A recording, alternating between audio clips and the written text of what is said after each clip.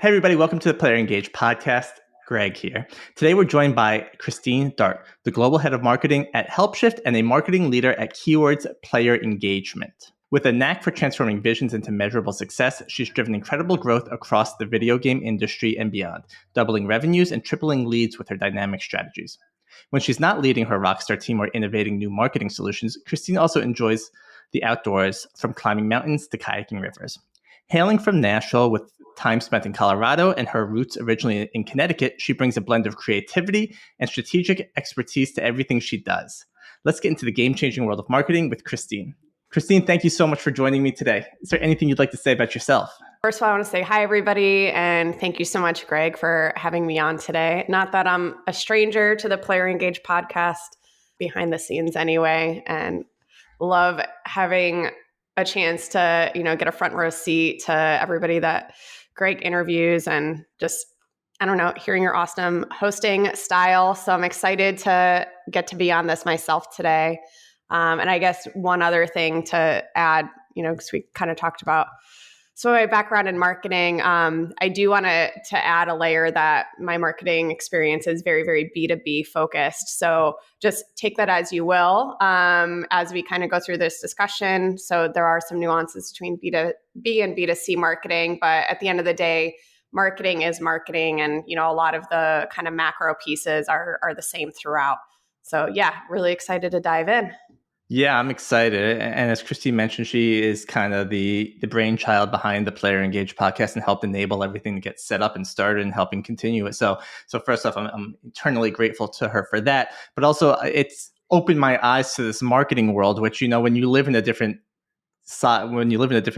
position, I guess, right, as a sales engineer, you don't understand what happens in marketing. You kind of think, oh, it's easy, right? And then the same thing if you're looking at it from a sales perspective, right? Everyone thinks what everyone else is doing.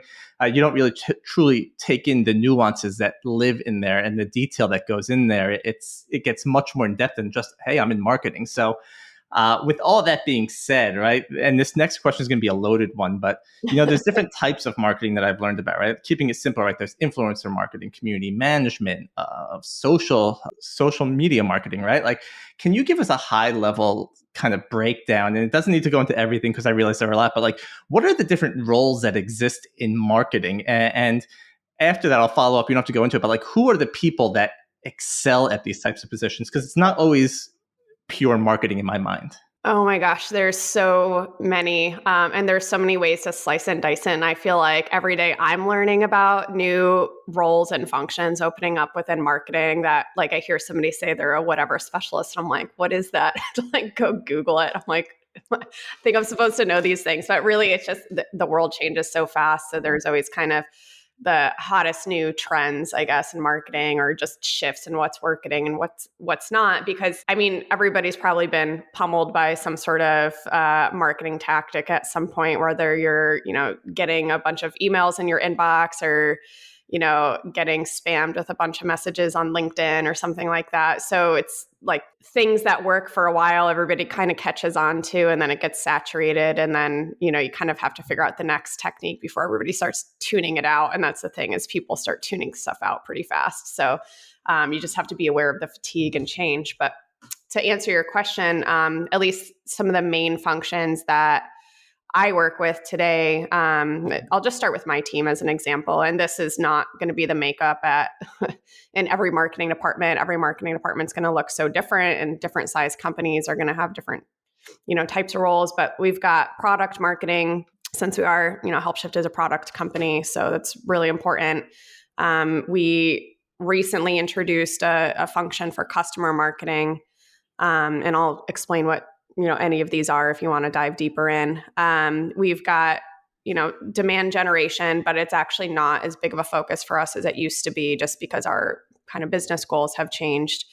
We have got social media marketing, which is always important because you need to have a presence. And that's kind of like the front row seat people get to your company.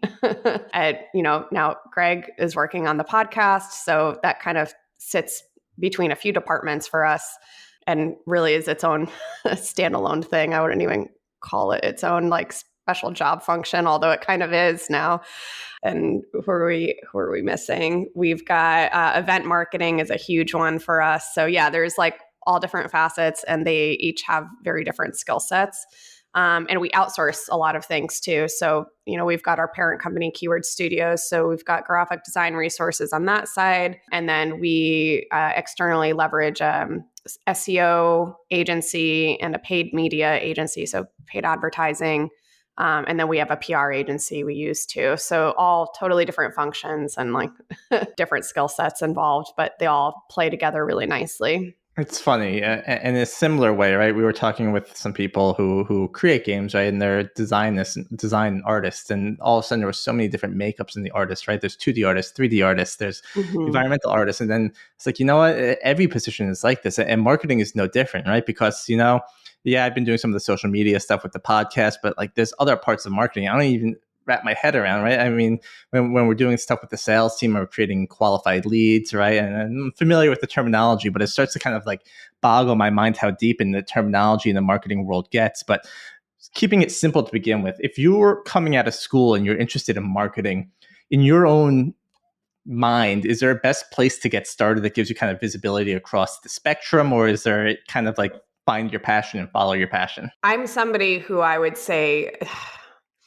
I don't want to say I found my passion and followed my passion, because it wasn't necessarily that, but I did go where opportunity led me. I would say I was very much an opportunist in my marketing career. So my background isn't marketing at all. My very first career that I had, I was a mechanical designer. So I did like 3D SolidWorks stuff in the aerospace industry, and I designed tools that were used in the manufacturing and repair of aircraft parts. So like very far cry from what I do today. And I was bored with it. And when I was in high school and college, I taught ballroom dancing. So I started a ballroom dance studio, or not a studio, but just like a business. It was just me, solopreneur, and I was teaching dance lessons. I actually first started pitching my services on Craigslist. And then I started hosting a weekly salsa night in Denver, and I had to learn how to get people on the door to that. So that was my first introduction to marketing.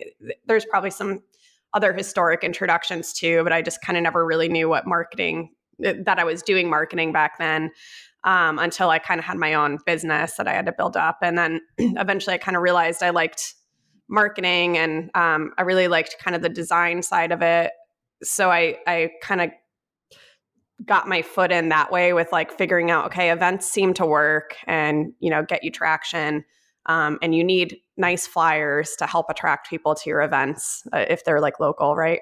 And you need a website. And so those were kind of the first things I learned. So mind you, I just was self-taught in marketing when I got started.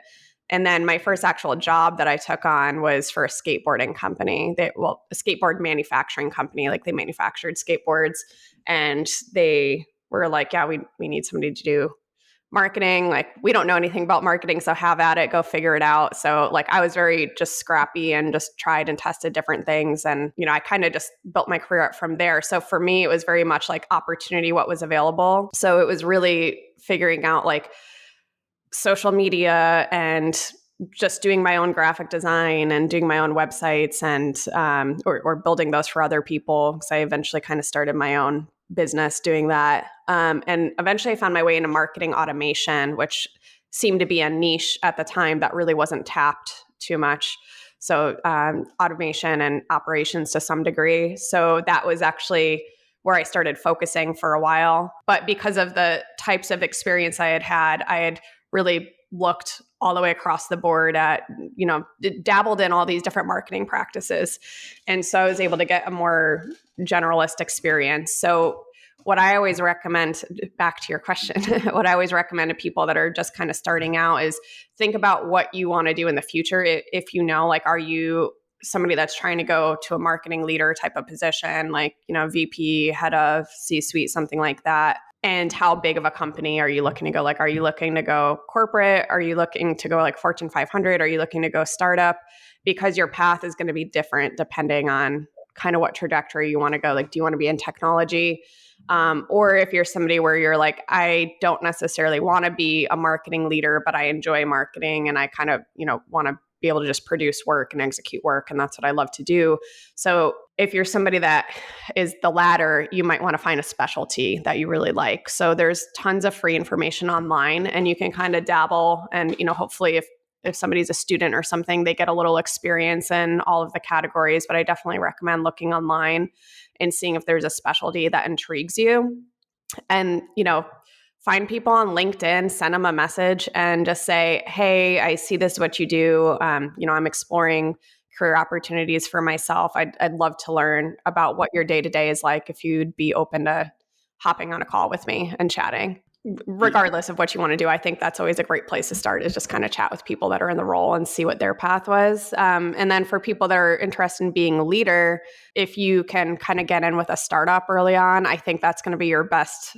Just jump into the fire, get your hands dirty, and start wearing all of the hats and learning all of the skills. So you just have to really want to do that, though, because it'll be a lot of work. But if you're excited about it, it's fun. I want to kind of double down on a few of the points that you made there, because I love a few of them, and we can tie them back to the gaming world as well. Right. Mm-hmm. The first is, there are many different roles out there, right? And what type of learner are you? What type of ambition do you have? And there's no good or bad one here, right? Some people like yourself, you are a solopreneur, so I can't say that word, right? Solo entrepreneur, right? And I love that, because that gets your hands dirty in a little bit of everything, right? Whether you're starting your own salsa studio or classes, right? Whether you want to start a car wash business, a lemonade stand, right? It doesn't matter, right? Learn how you can get your name out there. Learn what people react to. But some people aren't that ambitious that they want to go do that. So we take a look at, in my world, like the idea of a AAA studio, right? You can go work for a gaming studio, but you will be told to do what you do, and you stay in your lane. Yeah. There's nothing wrong with that, because you could start to absorb everything from within that. You won't have the same breadth as maybe someone else in that world, but you can start to learn what you like, and maybe you'll learn that, hey, I don't like this as much, I'm going to go somewhere else. And these AAA studios have that. Whereas if you go to an indie studio, you might be that solo entrepreneur again, where you're kind of working in all different aspects of it. And the final point that you made that I really love was the same thing we talk about on many of our episodes, which is networking, right? People don't bite if you ask them a question of what they do, what they love, what they don't love, on how they do it.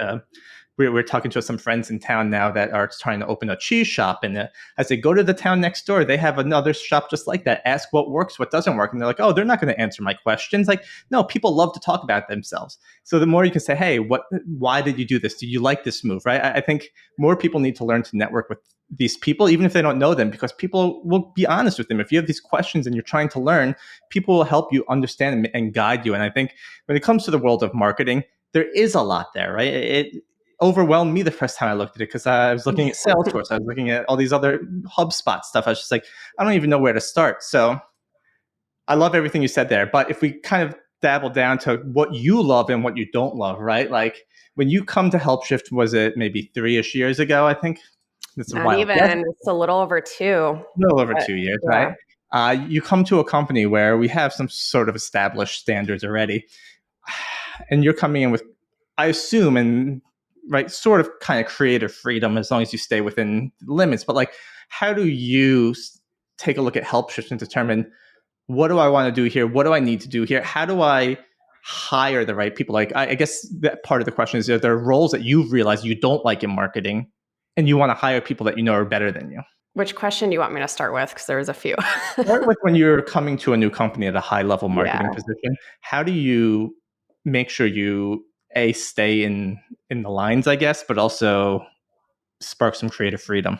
Yeah. So, you need to be in tune with the rest of leadership and, your CEO, and understand what the goals are, because that's kind of the first and foremost priority, is making sure that you're aligned, right? And especially if you're coming in as like, a C-suite or, VP or senior leader, if you feel like you off the bat aren't going to vibe with the CEO and you're not going to be aligned, like that might not be a job that you want to take, because you're probably going to be like fighting each other all the time, because you're going to have different visions on things. So I think that's probably actually even the first step, is to make sure that you're aligned with the company goals. And then when you come in, if you're already familiar with what the company goals are, and you've hopefully ask some good questions about what have some of the challenges been, and what's worked in the past, what hasn't, why did you change strategies, what were the previous strategies you've run, you can kind of start to get an understanding of what the pitfalls were and why. You should understand what was the market like at that time too, because something that didn't work a few years ago might work tomorrow because the market's changed or the needs of the market have changed.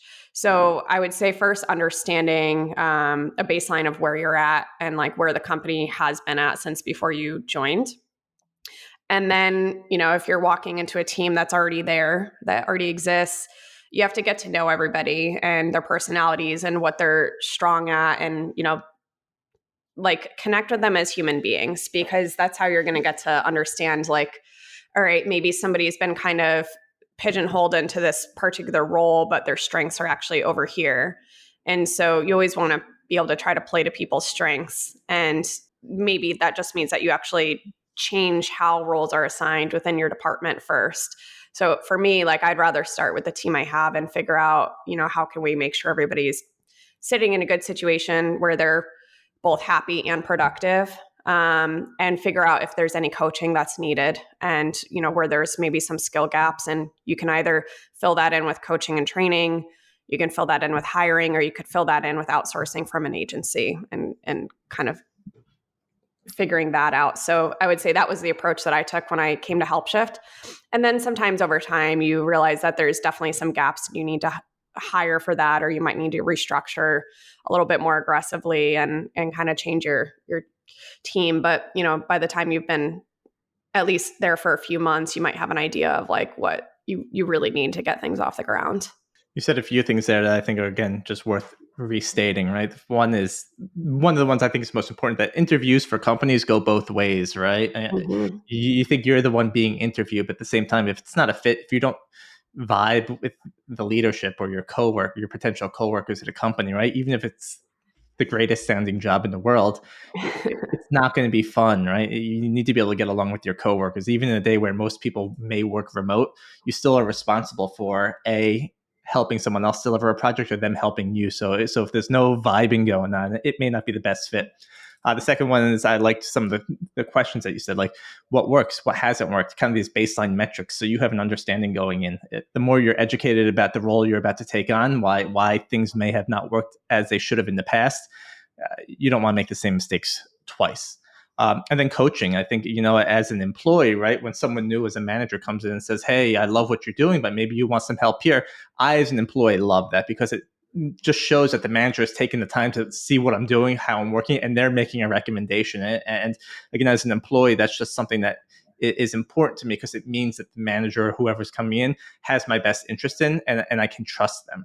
So I really love all those points that you made. And the second part of that question, which I'm going to kind of alter a little bit, is when you identify kind of who's on your team and what they specialize in. My question to you, Christine, would be, what do you love about marketing and what don't you love about marketing? And is that someone you wanted to hire for right away in that role of something you don't love, because you can have someone better, for lack of better words, to come in that does it? Yeah, I mean, delegation is always important, right? And whether you're a really small business owner and, like, let's not even talk about marketing. Let's just talk about you're running the business and you need to figure out like how to get everything done in a day. And I think the common example I always hear is like, if you really hate doing taxes and accounting, like hire a bookkeeper and a CPA, because like you can outsource that stuff and then you can focus on what you are passionate about and what matters to run your business. So you can think about that in terms of marketing too, as a marketing leader. And for me today, like the priority is really making sure my team has everything they need and making sure they're equipped with, whether it's resources or whether it's, ideas and decision making or editing their work, or, making sure we're on the right track for something. Are we monitoring the, appropriate KPIs? For me, that's where I need to be spending my time, is looking at kind of the longer term picture and making sure that we're kind of all working together to get towards that same picture.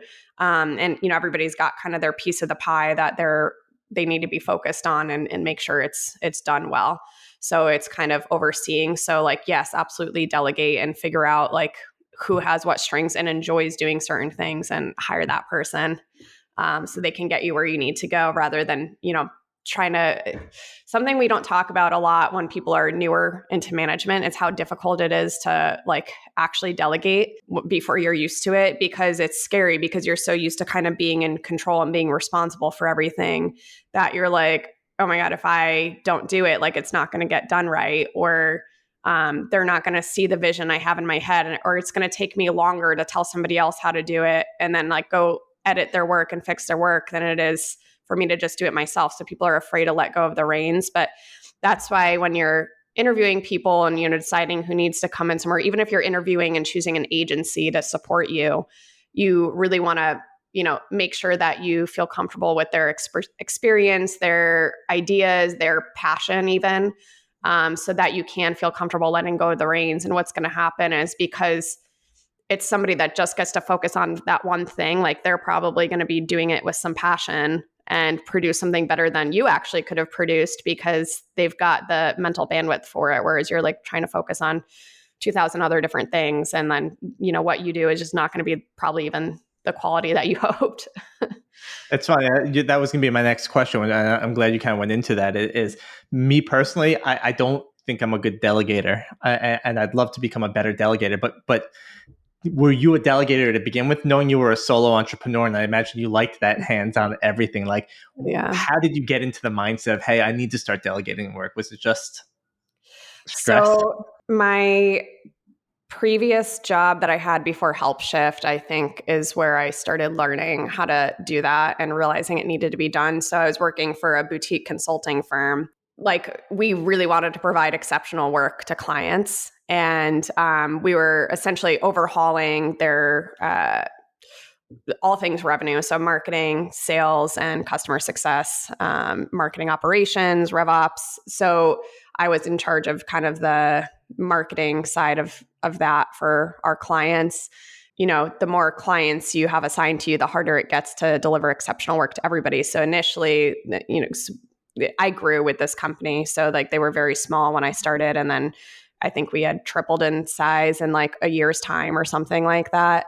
And so like very quickly, like we started, taking on so much work that we were all kind of bogged down. So we're like, okay, we have to hire more people that are going to be like supporting the project and be the executors.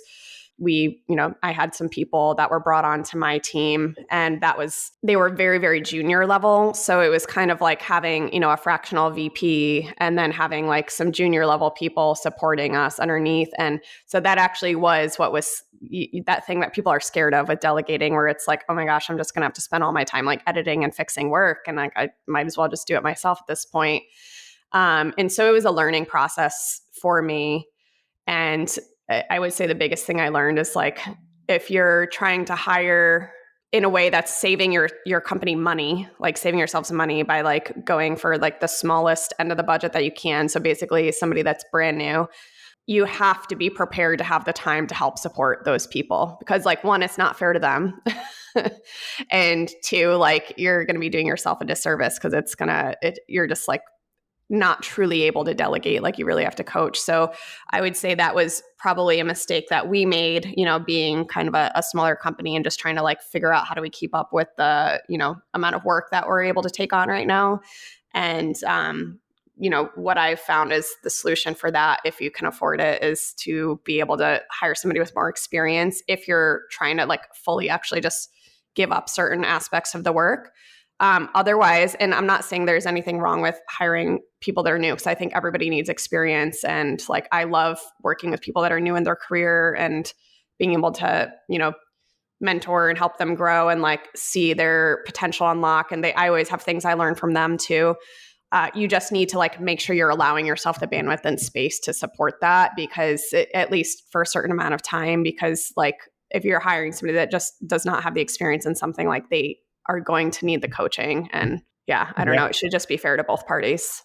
Yeah, I mean, even when you have a new hire that's part of your company, onboarding is still typically 3 to 6 months until they're fully comfortable with it. And now you're hiring an outside agency to come in and help it. And totally. they're going to be split between different ways. And I think it kind of comes down to you get what you pay for. And again, if you're willing to coach, it's okay, right? You can help coach young people and get them to kind of see what you're trying to do. But if you're just trying to outsource and be like, I need you to take care of this and be done with it, right? Like you're going to have to spend a little more money to get there. Let's jump into our rapid fire round, which I think eventually I'll stop explaining, but I'm going to Uh-oh. throw few questions to you here and just answer them right off your cuff. Good to go?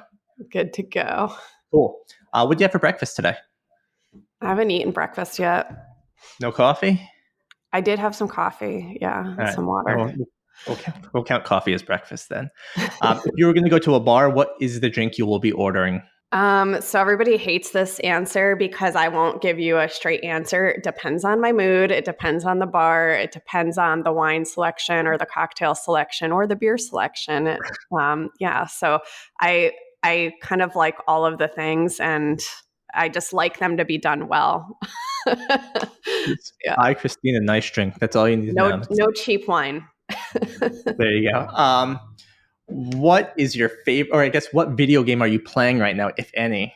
Nations of Darkness. I've been playing it for like a year, and I feel like it's time to find something new. I was just kind of like using it as a learning experience because I kept getting ads for it and I wanted to see what it was. And then I got addicted to it. And then now I'm actually starting to get bored of it. Well, but it's a cool game. As an aside, if you come visit the blog post at playerengage.com afterwards, you can see Christine playing Get Off My Lawn at GDC. Oh, or the little brandy game. People love seeing that video. Finally, the last question is, what is your dream vacation? Honestly, to just have like a year sabbatical and kind of hop around without an itinerary and just, like all over. Yeah, backpack the world. Yeah. Well, I also have a couple bucket list items. So I would really like to see the Northern Lights. And I would like to hike in Patagonia. Those are two big ones. Yeah. Northern Lights go up to what, Norway? Isn't that where you see them? Yeah, or Finnish Lapland. There you go. All right. That's it. You're off the hot seat. Okay. Easy peasy. I want to go back to delegation, and this is more of a cheeky question for you, but I also want to talk about OKRs, because OKRs are something that we do at Helpshift, and a lot of companies also do it. I think it's a Google framework. And it's often said that the marketing team's OKRs are kind of the best OKRs in the company and the ones that we should be modeling after. And I know Brandon, who also helps with the podcast, is a big lover of OKRs and helps you with them. So I was hoping you can talk about what OKRs are at a high level and how that's a driving motivator potentially for your team. Yeah. So OKR stands for objectives and key results. And it's sounds like a very corporate term, but we have been using them at Helpshift even when we were a startup. So it doesn't have to just be a corporate thing. And they're actually very useful. And really what it is a tool to have company alignment across and down to make sure that we're all looking at the larger company goals, but being able to break them down in a way that's meaningful to each of our departments and independent positions in the company. Because when you take usually like these large company goals are going to be something like achieving a certain amount of revenue, or they're like just really large milestones. So somebody that's, a social media marketer, or somebody that's like a talent recruiter, or somebody that's a graphic designer might see those and be like, okay, so how am I like like taking my role of like focusing on this thing and contributing to this like big piece of the puzzle that I, can influence in some way, but like I can't take that on as my sole responsibility. It just kind of things can get lost in translation, or you start thinking about all of your to-dos like, okay, like I know that my boss said that I need to get this, and that done this quarter. So like, how does that align with this company goal?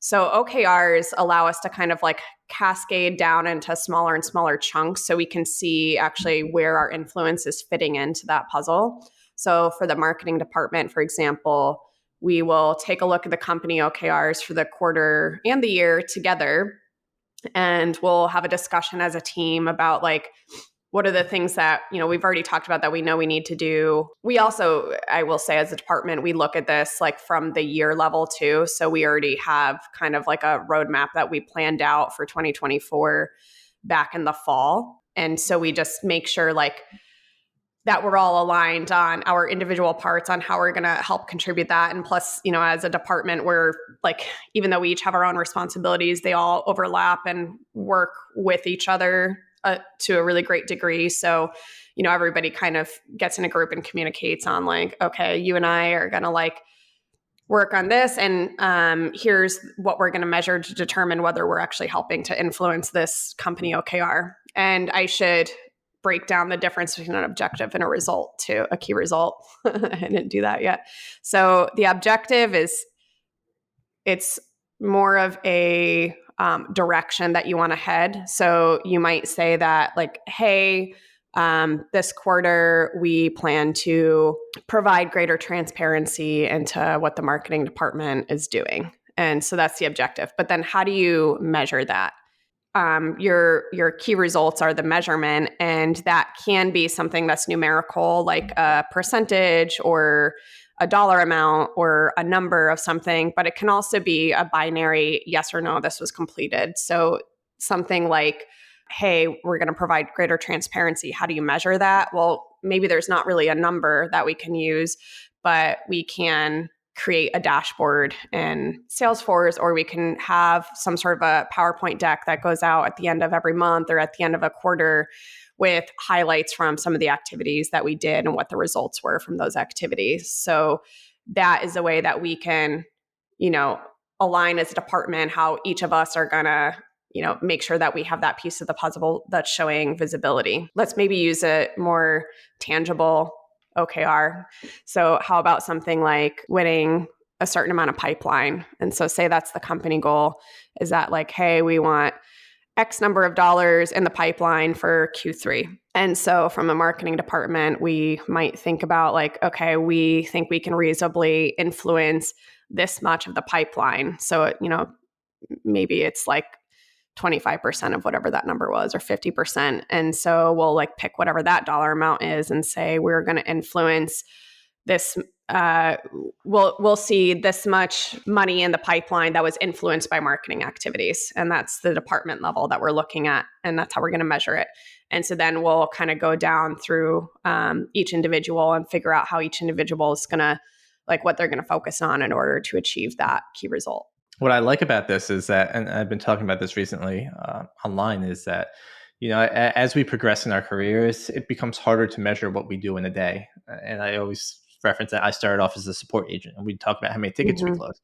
But then all of a sudden, when you start managing, you start overseeing groups of people, your metrics and your target changes, and it's hard. There becomes days where it's like, what did I do today? I didn't accomplish anything. And with OKRs, you can start to visually show, hey, here is the mountain we're trying to climb, and this is how high we can get it, and this is how high we can go. We can progress towards it. And I think it's a great way to show how you can make an impact on the greater goals of the company.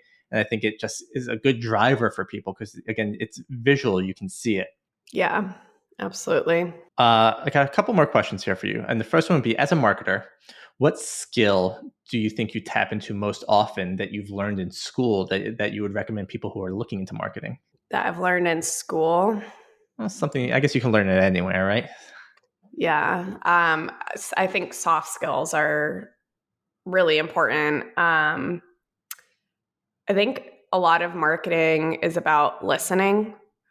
And so I notice that I'm quiet a lot of times when I go to meetings with my peers, so the other members of our senior leadership, and I feel like I'm often a very quiet person in there. And I used to kind of question myself and be like, am I not bringing enough to the table? Am I not being transparent enough? And then, I've realized through self-reflection that it's like, no, I just like to really sit and listen so I can have an idea what's going on and then make decisions based on that information. And I think that's an important characteristic of people that work in marketing, because our main job is to be in tune with the market, to understand the market, the people that make up the market, so the people we're selling to, right?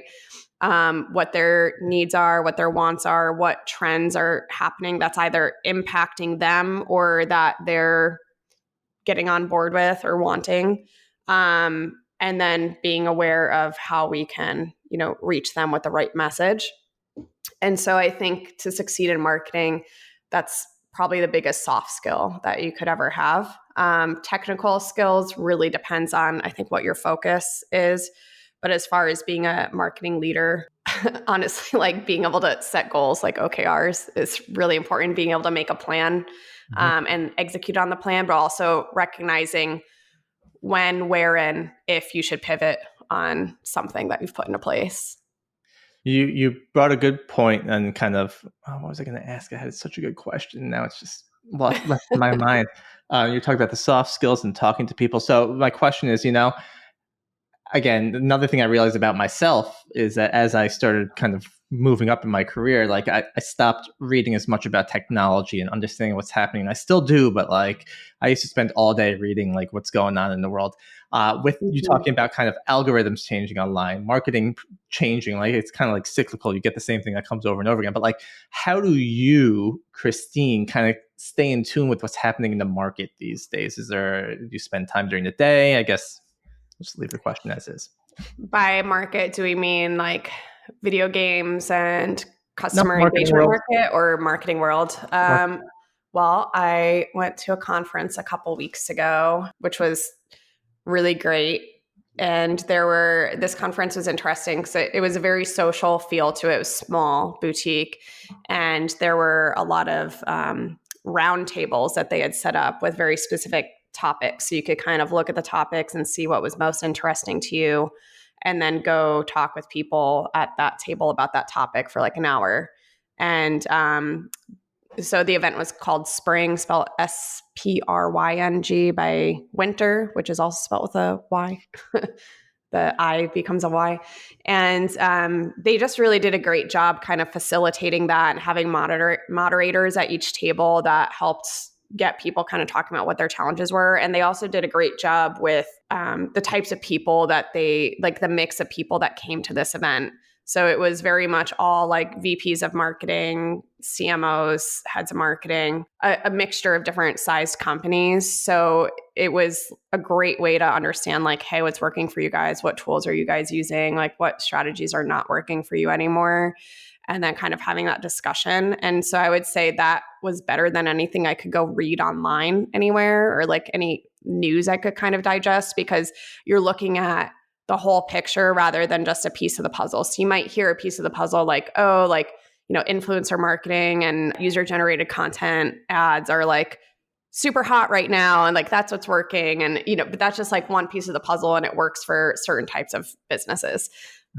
Whereas this was kind of hearing more of an overarching, and they were pretty much all B2B companies too, which was also, helpful where like there's similar strategies in place. So it was kind of good to hear that some of the challenges that I had been facing were pretty ubiquitous, across all marketers, and that, hear how people were pivoting and what things were working for them. Just to kind of make some predictions on where things are going with marketing techniques.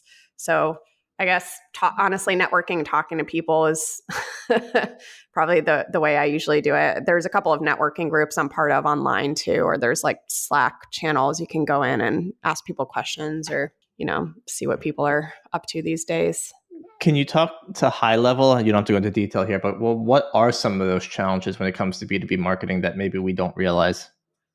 Yeah, so I would say there's, going back to when we were talking about roles and functions, there's definitely some shifts in the responsibilities of marketing departments. So something that I thought was maybe a little bit unique to us is, so we have business development under the hood of marketing at Helpshift.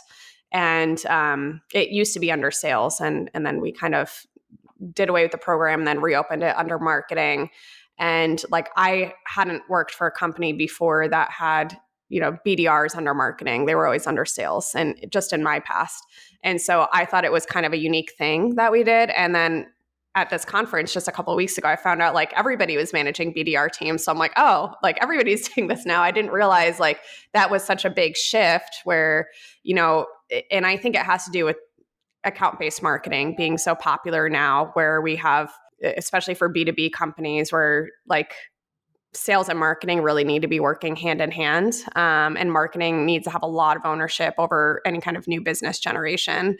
So a lot of marketing teams are like managing BDR teams now. The other thing that I've noticed that's getting really popular is customer marketing. So I mentioned we kind of opened up that function about a year ago.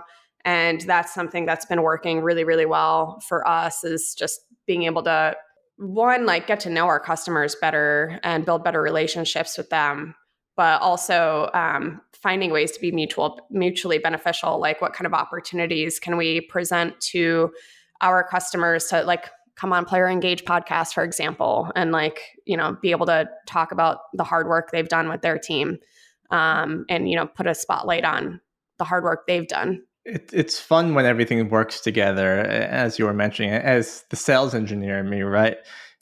We have new white papers coming out that your team's working on with our customers, and some of the metrics in there are just so exciting to be able to share online. It's things you can tell stories about, and I think marketing's creating these great content for our team. And then it's our job to build a story around it to tell it to the right prospect. And then, as you mentioned, you're working closer with our enterprise account teams now as well to build kind of account-based marketing to them, very, very specific. And I think it's really cool stuff. It really shows that like we're gonna take a look at our top of our funnel, or I guess the top of our funnel, the most important customers, and say, hey, how can we better connect with them? Because it is a giant puzzle and understanding what connects with who. And I think it's really cool stuff that you guys are working on. Yeah, thank you. I'm going to change up the question here this time and saying, if I'm starting my own indie studio and it's me and my buddy and we're really great developers creating the coolest game ever, but we are terrible at marketing, what would your recommendation be at hiring for marketing? Is there a specific role that would help an indie studio the most? Is it just the solopreneur? It's a tough one, because I think it depends on a few factors. Like obviously budget matters. I'm assuming we're going on a low budget, but you don't know, because sometimes people are like, no, like I know I need to invest in marketing, so I'm willing to invest in somebody really great. And if you can invest in somebody really great, like I would find somebody that's got startup experience, that's, successfully led marketing initiatives at a startup, because they're going to kind of understand how to wear all those different hats, and they'll probably have a vision for what will work and what doesn't. And I would also present the caveat of expect some failure, because like any startup, any new indie studio, anything like that, like you're going to have to try and fail a little bit to see what's going to work for you for marketing, especially when you're working with a marketing team of one and a small budget, and like most of what you do probably has to be pretty grassroots, and free besides time. So just like allow some flexibility in that. Don't expect miracles to come out of like a small budget. But that being said, like a team of one can still get you pretty far and at least get you to the next stage. Just have some grace with yourselves, your own goals, and whoever you hire to do your marketing, to just know that like there's probably going to need to be some failure, and that's okay, as long as you're learning from it and figuring out if you need to like reverse direction, and like pull your funding from something and try something new quickly, rather than like just continually failing over and over. It's our sales slogan of fail fast, right? If you see something's not going to work, don't be afraid to cut your losses now, because it's just going to cost you more money to try and recoup what happened. Yep. And time. And that is valuable. So, Christina, I have one last question for you.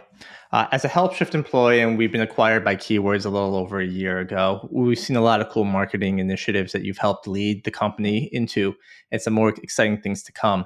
When you take a look at your Keywords and Helpshift career, is there something that you've helped create here at the company that just truly excites you, or things that you would put on that resume to say, hey, this was such a cool thing that we've done? Yeah, honestly, the most recent thing I think is just the ABM program that we've been, well, all right, maybe the customer marketing program has been the most exciting. It's hard to choose because I feel like we've got so many exciting initiatives going on right now. But our customer marketing program has been, so elements of it existed before we officially started calling it customer marketing. And some of it was owned by customer success. Some of it was owned by marketing. Some of it was like a joint effort.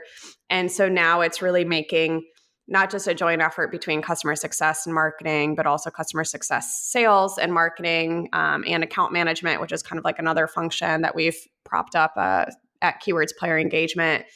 And I just love seeing like us help to create evangelists of Helpshift that, you know, don't just care about our product, but also care about like what we're doing.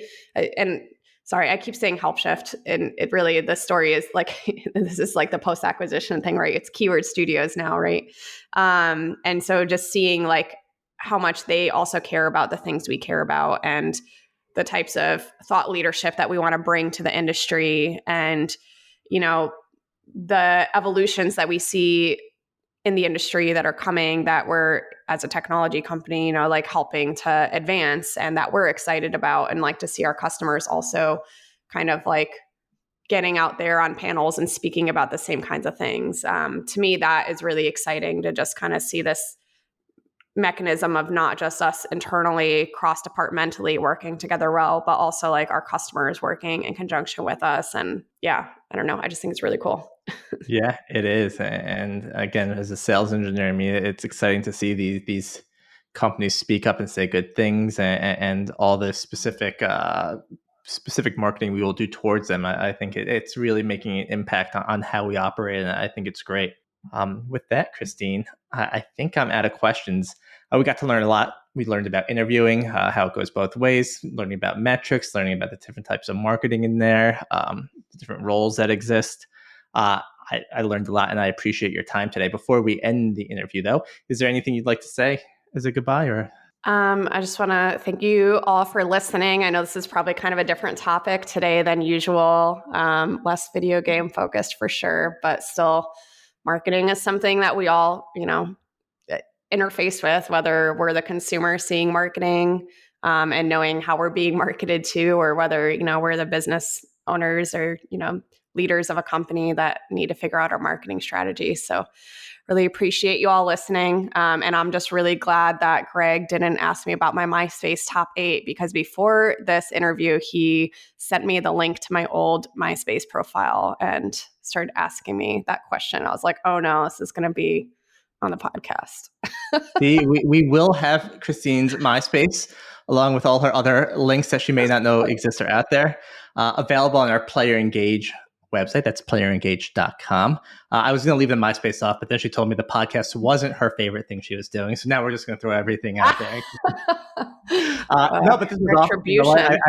You're right. I think no matter what, marketing plays a role. No matter what vertical you're in, what industry you're in, there is marketing going on. And I think just for people to understand what is happening, it is insightful in itself. So I think this is a great learning experience. So I appreciate your time, Christine. As I mentioned, I'll mention again, we'll have the Keywords and Helpshift website on our Player Engage blog, podcast as well, everywhere. We'll share it on social media. Again, Christine, really appreciate you taking the time to come out today. And I hope you have a great rest of your day. Yeah, you too, Greg. Talk to you later.